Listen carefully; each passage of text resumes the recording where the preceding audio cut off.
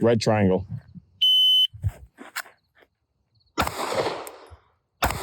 What we're going to be doing here is a reflex drill. It's something that you can do in order to improve your cognition and your ability to think clearly and quickly in times of great stress. So behind me, there's a couple of targets that have various shapes and numbers. And then Justin, the range officer, is going to say pink star. And then the shot timer will go off and I'll turn around and I will see the pink star. I will draw from the concealed position and then I will engage that pink star. Red star.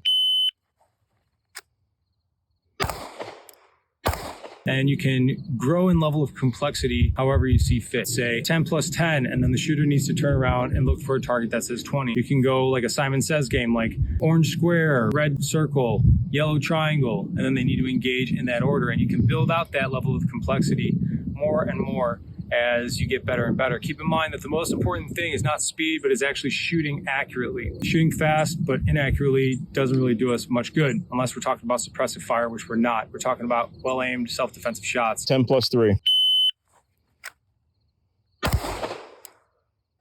So good, accurate shots. We move fast in the draw, but we acquire the target and shoot well and slow. And then we pick up speed from there. So if I keep shooting inside of the pink triangle accurately 20 times, well, then I'm going to increase those speed, those shots. And then once that grouping starts to get bigger outside of that triangle, that's when I know I need to stay there or at least slow it down to retighten that group up. And as you continue to progress, even in just one day, you'll start to see that you feel you're moving slower, but you're actually shooting much faster than you were probably at the start of the day. Green circle.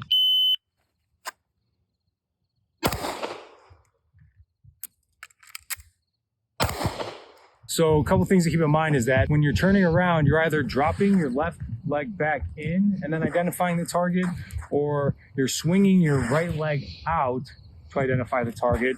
And then if you're a lefty, it'll probably be easier for you to either drop your right leg back in or to swing your left leg out and look at that target.